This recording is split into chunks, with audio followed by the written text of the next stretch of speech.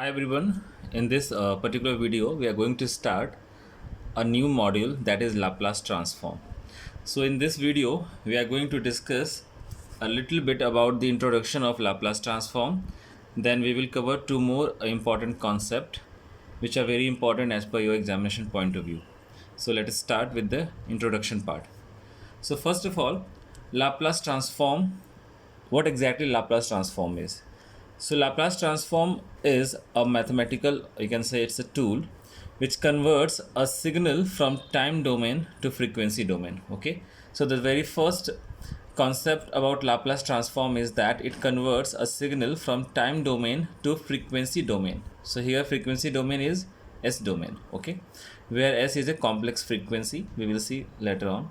Now next, it reduces the problem of solving differential equation to an equation comprising of simple multiplications and divisions. So what does it mean? It means that if you are having a numerical, or you can say an equation which is a differential equation, so with the help of Laplace transform, that differential equation can be converted into a simple multiplication and divisions. So after that the analysis part will become very easy. So that's the first important role of our Laplace transform. Now let's see how mathematically Laplace transform is defined. You can see here in this particular equation that suppose you are finding the Laplace transform of a signal x of t. Here x of t is a continuous time signal. It's a continuous time signal. Okay. So we have to transform this continuous time signal into its frequency domain. For that we are applying Laplace transform over this. So what is the mathematical formula you can say here? So we are getting x of s. So x of s is the transformed part. So x of t gets transformed into x of s after application of Laplace transform. And how that is calculated? So it is nothing but integration of x of t multiplied with e raised to power minus s into t with respect to time, and the limit of integration is from minus infinity to plus infinity. So for over the range of time, we are taking integration of this product of this two signal x of t along with e raised to power minus st. Okay. Now this is the representation. X of t is getting transformed into x of s with the help of Laplace transform. So what here happening? This time domain signal is getting transformed into frequency domain signal, right?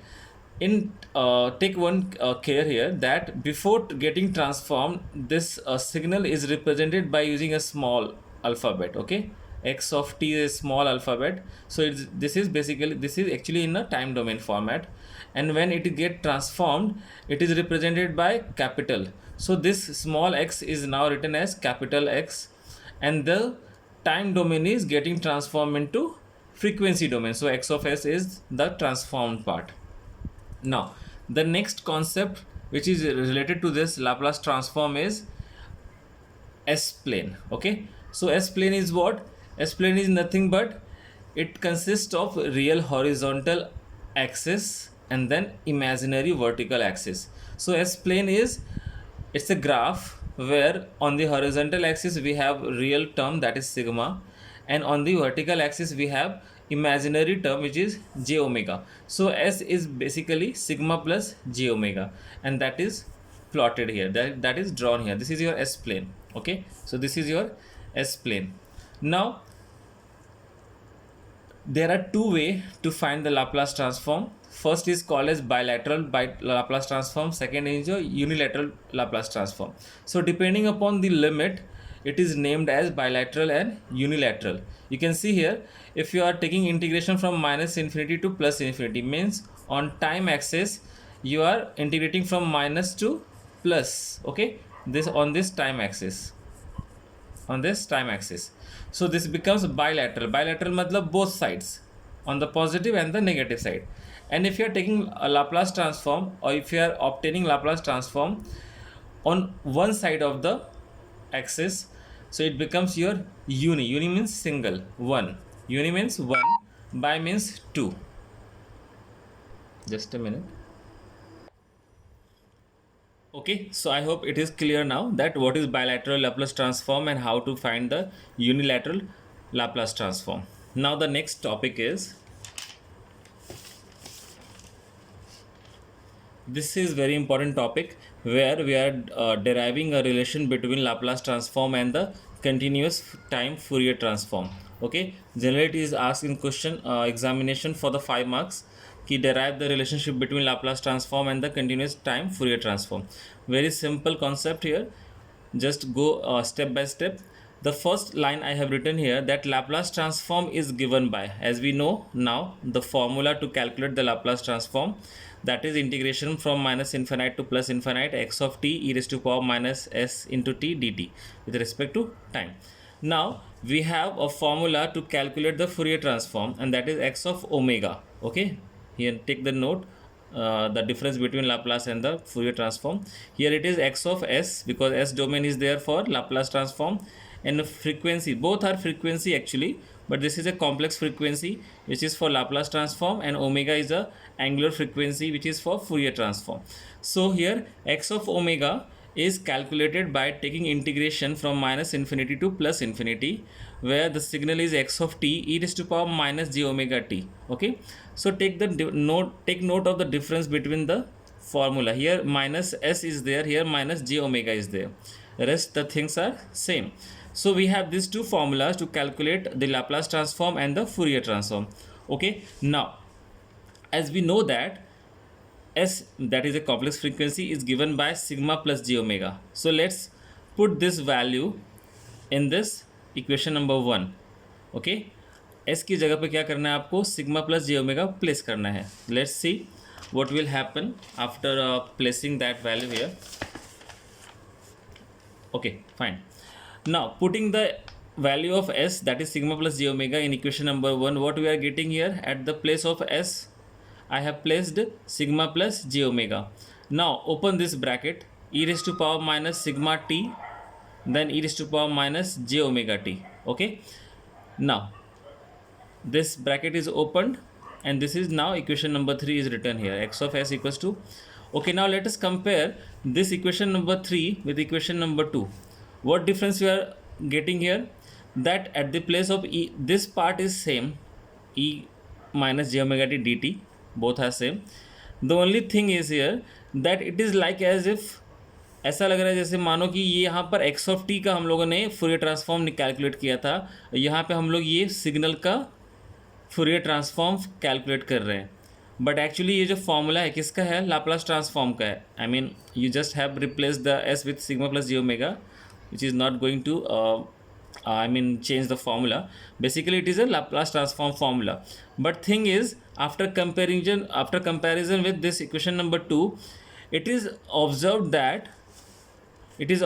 here that this Laplace transform is nothing but, we get that Laplace transform of a signal x of t का Laplace transform is nothing but equal to the Fourier transform of signal this. यानी कि ये जो formula है अभी, ये किसका formula जैसा दिख रहा है, अगर आप कंपेयर करो तो this is a formula of Fourier transform, means signal multiplied with e raised to power minus j omega t. So here this is your signal x of t into this, and that is multiplied with e raised to power minus j omega t. So these two formula is actually same, and that is for Fourier transform. Okay, so it is clear here that there is a relationship between Laplace transform and Fourier transform. And what is that relation? That relation is Laplace transform of a signal x of t. Laplace transform of a signal x of t is equal to the Fourier transform of this signal. Okay, and that is your statement that we need to put here while explaining the relationship between Laplace transform and the Fourier transform. I hope this relationship is also clear now. Now let's move to the next concept, which is very important as per the examination point of view and as per the Laplace transform this model is concerned. Okay, and after covering all this concept, we will move to the next topic, that is Laplace transform of elementary signals. We will cover that topic by next video. Okay, so one by one we will cover the Laplace transform also. So now let's come to this point. Generally it is asked, what is ROC, what is reason of convergence of Laplace transform. So let us try to understand here what exactly reason of convergence of Laplace transform. Okay, now see here किसी भी signal का Laplace transform कैसे हम लोग find करते हैं by using this mathematical formula that is x of x equals to minus infinity to infinity x of t is to power minus s t d t. Now Laplace transform will exist only if Laplace transform will exist only if value of x of s is finite. This is very important. See, this is a formula to calculate the Laplace transform, but it is said that this Laplace transform value will exist. Exist का मतलब क्या? Countable होना चाहिए, finite होना चाहिए. Okay, तभी वो Laplace transform exist करेगा, ऐसा इसका मीनिंग है. Okay, so this is your condition for Laplace transform to be finite, that the value of the Laplace transform should be less than infinity. It should not be infinity, it always has to be less than infinity. Okay, fine. Now it means what कि there are some values of s की कुछ values है for which आपका जो x of s है वो finite होगा, और कुछ value ऐसे हैं s के जिसके लिए आपका x of s will not be finite. Means here the value of s is going to decide when x of s will be finite and when x of s will not be finite. Okay, so on s plane there will be region over which value of x of s will converge. Converge का मतलब होता है finite होना. Okay, that's why that area, मतलब कहने का मतलब है आपके जो s plane है, s plane पर ऐसा एक रीजन होगा, ये जस्ट मेक एक रैंडम एक ड्रॉ कर रहा हूँ यहाँ पर, कि जहाँ पे आपके उस रीजन में यानी कि उस वैल्यू ऑफ s के लिए आपका जो x ऑफ s की वैल्यू है वो फाइनाइट है. So that area, that region where your x of s is getting converged means it is getting having some finite value, that is called as region of convergence. Okay, so it means that x of s will be finite and that is called as region of convergence. Okay, now therefore finally we can comment here that ROC is nothing but the value of s. So s की value ही decide करता है आपके ROC को. Okay, so ROC is nothing but the real value of s. So this is all about your ROC. ROC is clear that value of s उन s की values के लिए अगर आपका x of s फाइनाइट हो जाए उसको हम लोग बोलते हैं region of convergence for the Laplace transform. So I hope in this video we have covered these three topics. First we discussed about the introduction where we saw the mathematical formula, and then we discussed about the s plane. Okay, s plane क्या होता है. Then we talked about bilateral Laplace transform and the unilateral Laplace transform. The only difference is the limit here, minus infinity to plus infinity, so it is comprising both the sides, plus and the minus side of time axis, and here it is one of the side. Here for example I have taken 0 to infinity, it may be minus infinity to 0, so either side. Okay, so that becomes your unilateral Laplace transform. Then we talked about what is the relationship between Laplace transform and continuous time Fourier transform. So it is clear that there is a relation, and that relation is Laplace transform of a signal x of t equals to the Fourier transform of signal x of t into e raised to power minus sigma t. That is your relationship. And the final topic that we discussed today is the ROC. Okay, so we talked about ROC. So ROC is nothing the value of s. ROC is nothing but the value of s for which your x of s is finite. Okay, so I hope in this particular video this three concept is now clear. Okay, so by next video we will start the next topic of Laplace transform. Okay, so keep practicing all these things. Thank you everyone.